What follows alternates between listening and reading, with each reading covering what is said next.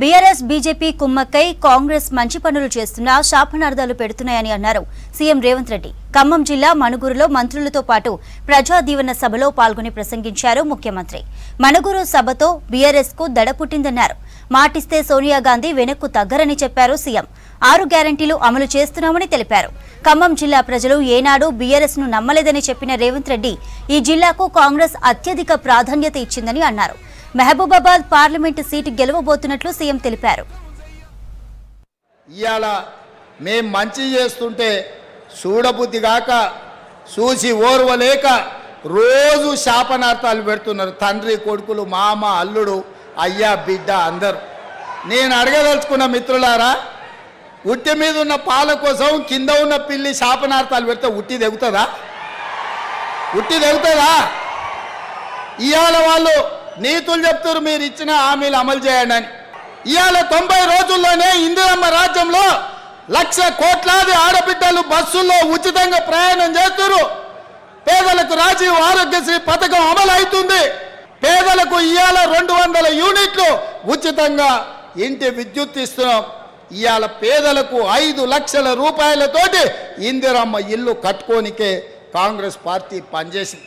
ఇదే కాదు, 90 రోజుల్లో 30,000 ఉద్యోగాలు నిరుద్యోగ యువకులకు అందించి ఉద్యోగాలు లేక ఉపాధి రాక దిల్సుఖ్ నగర్లోనో, అశోక్ నగర్లోనో, అమీర్పేట్లోనో, కుక్కట్పల్లిలోనో వివిధ చౌరస్తాలలో తల్లిదండ్రులకు ఊరుకొచ్చి ముఖం చూపించుకోలేక రూపాయి కూడబెట్టి ఉపాధి హామీ కూలీ పైసలు పెట్టి తల్లిదండ్రులు పిల్లల్ని పట్నం పంపి చదివిస్తే కొలువులు రాక పరీక్షలు పెట్టక పెట్టిన పరీక్షల ప్రశ్నాపత్రాలు జిరాక్స్ సెంటర్ల పల్లి బఠానీలలో అమ్ముతుంటే ఆ దుఃఖంతో పిల్లలు ఆత్మహత్యలు చేసుకుంటే ఒక్క రోజైనా చచ్చిపోయిన వాళ్ళని పలకరించిందా అని నేను అడుగుతున్నా. బీఆర్ఎస్ అంటేనే బిల్లా రంగ సమితి. ఇలా రాజీవ్ సాగర్, ఇందిరాసాగర్ ప్రాజెక్టులు మనం కట్టే సీతారామ ప్రాజెక్టు, భక్త రామదాసు ప్రాజెక్టు అని పేర్లు మార్చి 1000 కోట్లు కొల్లగొట్టి ఖమ్మం జిల్లాకి ఇవాళ తాగడానికి నీళ్లు లేని పరిస్థితులు కల్పించారు. మీరు వచ్చి మా గురించి మాట్లాడేది.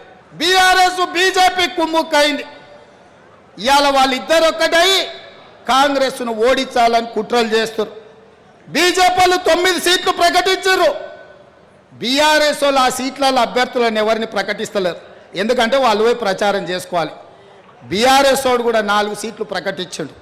ఆడ కూడా బీజేపీ వాడు టికెట్లు ప్రకటిస్తలేడు. వీళ్ళ అవగాహన ఎట్లుందో చూడండి. నిజామాబాద్లో నీ బిడ్డనే పోటీ చేసింది కదా పోయినసారి. ఈసారి నీ బిడ్డకు నిజామాబాద్లో టికెట్ ఇయ్యవా?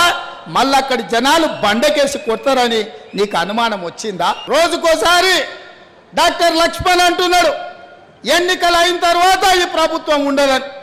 నేను అడగదలుచుకున్న డాక్టర్ లక్ష్మణ్, అయ్యా నీ దగ్గర ఉన్నది 8తో ప్రభుత్వాన్ని ఎట్లా ఏర్పాటు చేస్తావు చెప్పని నేను అడుగుతున్నా.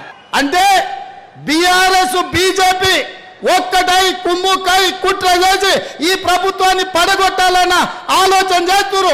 ఒకవేళ నేను అనుకుంటే గేట్లు తెరిస్తే కేసీఆర్, నువ్వు, నీ అల్లుడు, నీ ఇంటోళ్ళు తప్ప మొత్తం కాంగ్రెస్ పార్టీ కండువ కప్పుకొని ఇందిరమ్మ రాజ్యాన్ని కాంగ్రెస్ ప్రభుత్వానికి అండగా నిలబడతారు.